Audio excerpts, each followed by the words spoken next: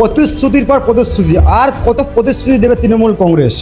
আমরা কোন কথা বলছি বুঝতে পারছেন? আমডাঙ্গা বিধানসভায় তৃণমূল কংগ্রেসের প্রার্থী কাশেম সিদ্দিকী এত বড় লিস্ট বার করেছে। কেন? আমডাঙ্গায় নাকি দীর্ঘদিন উন্নয়ন হয়নি। তিনি উন্নয়ন করবে কখন? জেতার পরে কাশেম সিদ্দিকী উন্নয়ন করবে। এত বড় লিস্ট, এই মুহূর্তে সেই ছবি আপনার দেখাবো। আমডাঙ্গায় কাশেম সিদ্দিকী তৃণমূলের ক্যান্ডিডেট, তিনি বলছে আমডাঙ্গায় উন্নয়ন করব। তাহলে প্রশ্ন আমাদের একটাই, আমডাঙ্গায় কেন উন্নয়ন হয়নি? এখন হঠাৎ করে কাশেম সিদ্দিকীর মনে হয়েছে আমডাঙ্গায় উন্নয়ন করা দরকার। আদবে কি আমডাঙ্গায় সেই উন্নয়ন করবে? কাশেম সিদ্দিকী যে কথাগুলো বলছে, রাস্তা করবে, মন্দির করবে এবং হসপিটালে কাজ করবে বলছে, রাস্তাও করে দেবে বলছে। তাহলে আমরা বলছি প্রতিটা অঞ্চলে কাশেম সিদ্দিকী বলছেন একটি করে অ্যাম্বুলেন্স দেবো, প্রতিটা অঞ্চলে একটি করে অ্যাম্বুলেন্স কাশেম সিদ্দিকী দেবে। প্রত্যেকে টাকাগুলো আসবে, তৃণমূল দেবে টাকাগুলো, নাকি ওই পীরজাদাদের টাকাতে বাড়ি থেকে কাজ করে আসবে? আমরা বলছি উন্নয়ন হোক বাংলায়, আমরাও চাই উন্নয়ন হোক। উন্নয়ন কাশেম সিদ্দিকী যদি পারে করুক, কিন্তু আমরা বলছি এতদিন আমডাঙ্গায় তো উন্নয়ন হয়নি কেন? আমডাঙ্গায় উন্নয়ন হয়নি কেন? প্রশ্ন তুলছে সাধারণ মানুষ, প্রশ্ন তুলছে আমডাঙ্গার মানুষ। তাহলে সেই টাকাগুলো যাচ্ছিল কোথায়? তৃণমূলের পকেটে যাচ্ছিল? আসুন, আমডাঙ্গার যিনি বিধায়ক হবে স্বপ্ন দেখছে, আমডাঙ্গার বিধায়ক হবে স্বপ্ন দেখছে কাশেম সিদ্দিকী। কোন কাশেম সিদ্দিকী বুঝতে পারছেন? চটি চাটা কাশেম সিদ্দিকী, যিনি একসময় বলেছিলেন। কেন বলছি চটি চাটা কাশেম সিদ্দিকী? আপনাদের মনে থাকবে আজ থেকে 3 বছর আগে 2022-এ আনিস খান কাণ্ডে কাশেম সিদ্দিকীর মেন রাস্তার উপর দাঁড়িয়ে বলেছিলেন তৃণমূলের সবাই চোর, উপর থেকে নিচে পর্যন্ত তৃণমূলের সবাই চোর, নবান্ন কোম্পানিও চোর। তাহলে আজকের নবান্ন কোম্পানি ভালো হয়ে গেল, কাশেম সিদ্দিকী কি বলবেন? এই মুহূর্তে সেই ছবি আপনাদের দেখাবো, চটি চাটা কাশেম সিদ্দিকী, তিনি বলছে উন্নয়ন করব। চলুন সেই ভিডিও আপনাদেরকে দেখাবো ইনসাফ টিভির পর্দায়। আজকে আমি প্রকাশ করব যে আমাদের কি এখানে কাজ শুরু করব আমরা জেতার পরে। আজকে সেই স্টারটা এখান থেকে রিলিজ হবে এবং আজকে যে উদ্বোধনটা আমরা করব। দেখেন, আমাদের যেরকম যে জায়গায় যেসব বলেছি যে প্রত্যেকটা যে বড় বড় যে বাজার আছে ওখানে বাথরুমের ব্যবস্থা এবং ঠান্ডা পানীয় জলের ব্যবস্থাটা করব।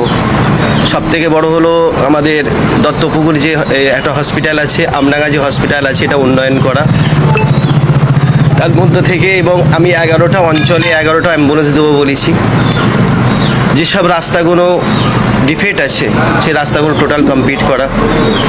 চণ্ডীগড় অঞ্চলে একটা বড় রাস্তা আছে, অনেক দিন ধরে পড়ে আছে, ওটাকে ঠিক করতে হবে।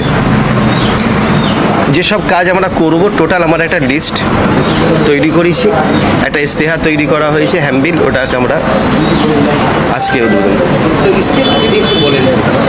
ইস্তেহারটা আসবে সব বলে দেবো, সব হাতে হাতে মানুষের হাতে হাতে দিয়ে দেবো। সেটা কি কি থাকছে? মানে তালিকাটা চমক থাকছে তালিকায়। এখানে একটা বড় মন্দির আছে আমডাঙ্গা, করুণাময় মন্দির আছে, ওটাকে আরও নিত্য নতুন করা হবে যাতে একটা পর্যটক একটা কেন্দ্র করার ইচ্ছা আছে। যে পশ্চিমবাংলার বহু জায়গা থেকে যেন মানুষ আসে, যেমন তারকেশ্বরে মানুষ যায়। তারকেশ্বরে মানুষ যায় কেন? একটা মন্দিরের ব্যাপার আছে, একটা বড় সবাই যায়। তো আমিও চাইছি এই মন্দিরে পশ্চিমবাংলা এবং ভারতবর্ষের মানুষ যেন এখানে আসে, একটা পর্যটক কেন্দ্র করার ইচ্ছা আছে। এবং বেড়াবেড়িয়ায় যে দুর্গা পুজো হয়, কালী পুজো হয়, সরস্বতী পুজো হয়, যেগুলো বিসর্জন করে যে যার এলাকায়, যে যার পুকুরে করে। তো আমি ওদেরকে কথা দিয়ে এসেছি 4 তারিখে যদি আমি বিধানসভায় যেতে পারি, ওদেরকে ওই পাশে একটা খাল আছে, একটা বিসর্জন করার সুন্দর একটা পরিবেশ আমি তৈরি করে দেবো। একাধিক পঞ্চায়েতগুলোর রাস্তার বেহাল দশা দীর্ঘদিন ধরে হয়ে পড়েছিল, সেই পঞ্চায়েতগুলোকে আপনি কি আশ্বাস দিচ্ছেন? যে রাস্তা ডিফেক্ট আছে, যে রাস্তা খারাপ আছে, সে পঞ্চায়েত হোক বা এমনি রোডের পাশে হোক, যে কোনো জায়গা হোক, রাস্তা আমি টোটাল রিপেয়ারিং করব এবং রাস্তাটা সুন্দর তৈরি করবো আমি। দত্তপুকুরে ইতিমধ্যে একটা স্টেডিয়াম হতে চলে। হ্যাঁ, ও একটা স্টেডিয়াম। এবং এই যে রেল গেট, সেটা সন্ধ্যাবেলায় এখান থেকে আর মানুষ যেতে পারে না, এতটাই বলতে জ্যাম হয়। পাশাপাশি স্টেডিয়াম হলে তো আরও জ্যাম। এইটা নিয়ে দেখেন, রেলের ডিপার্টমেন্টের সঙ্গে আমার কথা বলতে হবে, যেটা রেলের ব্যাপারটা কেন্দ্রীয় ব্যাপার, ঠিক আছে, সেই বিষয়ে আমি কথা বলবো। যদি কিছু করা যায়, এটা একটা ওভারব্রিজ যদি কিছু করা যায়, বা কোনো একটা জাম কাটাবার জন্য কিছু যদি ব্যবস্থা করা যায়, সলিউশন যদি কিছু আসে, আমি অবশ্যই করবো। 2021 সালে এই কেন্দ্রে রফিকুর রহমান প্রাপ্ত একটা বিশাল মার্জিনে জয়লাভ করেন। সেই মার্জিন এবার কি আপনি ধরে রাখতে পারবেন? মার্জিনের বেশি হবে, যে মার্জিন 2021-এ ছিল তার চেয়ে অনেক অনেক বেশি হবে। মানুষে যেভাবে সাড়া দেখছে। প্রার্থী মানে আগে যে ছিলেন রফিকুর রহমান, তিনি আপনার সাথে আছেন? কারণ অবশ্যই। প্রথম থেকে বলে আসছেন এই সিটটা টাফ টু উইন সিট তৃণমূলের।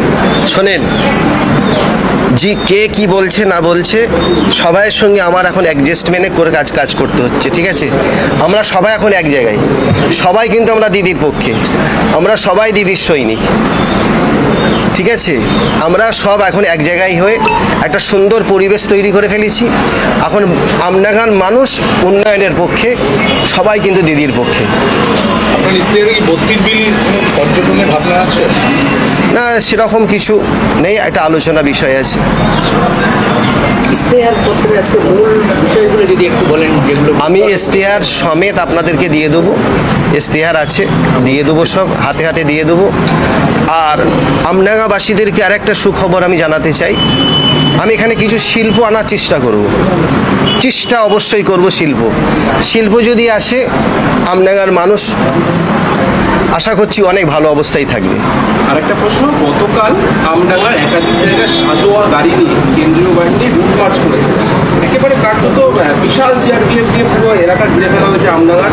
সেক্ষেত্রে সেই বিষয়টা কীভাবে দেখছেন, এবং ভোটারদের নিরাপদভাবে ভোট কেন্দ্র পর্যন্ত পৌঁছাতে আপনাদের তৃণমূল কংগ্রেসের পক্ষ থেকে কী দায়িত্ব নেবেন আপনারা? দেখেন, বিজেপি সবসময় চায়, 2021-এ চাইনি এত, 2026-এ ওরা টার্গেট করে নিয়েছে বাংলাকে উদ্ধার করতে হবে। যেভাবে হোক একটা মানুষকে হ্যারাসমেন্ট করছে, এসআইআর নিয়ে মানুষের নাম কেটে বাদ দিয়ে দিয়েছে, প্রত্যেকটা বাড়ি থেকে নাম একটা দুটো করে বাদ দিয়েছে। দেখছি এসআইআর নিয়ে মানুষকে তো একটা জায়গায় আনা যাচ্ছে না। প্রথম বলেছিল রোহিঙ্গা পেলো না, তারপরে বলো বাংলাদেশি পেলো না, লাস্টে আবার এই সংখ্যালঘু মুসলিম মানে বাদ দাও। প্রত্যেকটা বাড়িতে আজকে হিন্দু ভাইদের কি নাম বাদ যায়নি? অবশ্যই বাদ দিয়েছে। প্রায় 90 লক্ষ মানুষ বাদ এসআইআরে, তার মধ্যে 60 লক্ষ মুসলমান আর 30 লক্ষ হচ্ছে আমার হিন্দু। এদেরকে দিয়ে দেখছে তো, এদের এত বাদ দিবার পরেই তো সব দেখছে উন্নয়নের পক্ষে, দিদির পক্ষে, মমতা বন্দ্যোপাধ্যায়ের পক্ষে, অভিষেক বন্দ্যোপাধ্যায়ের পক্ষে। কি করা যায়, কেন্দ্রীয় বাহিনীকে কাজে লাগাবার চেষ্টা করছে। তবে বাংলায় এইটা কিন্তু হবে না, তার কারণ বাংলার মানুষ অনেক স্ট্রিক্ট, অনেক শক্ত। এটা বিহার নয়, এটা ইউপি নয়, এটা আসাম নয়, এটা হচ্ছে বাঙাল, ওয়েস্ট বেঙ্গলের মানুষ অনেক স্ট্রিক্ট। ওরা যখনই রুচ মাছ করছে, যেখানেই যাচ্ছে, বাংলার মানুষ দাঁড়িয়ে বলে দিচ্ছে যে আপনাদেরকে আমরা দেখে ভয় করি না, আমরা ভোটের দিন বুঝিয়ে দেবো আপনাদের। শেষ প্রশ্ন আমার, এবারে ইলেকশনে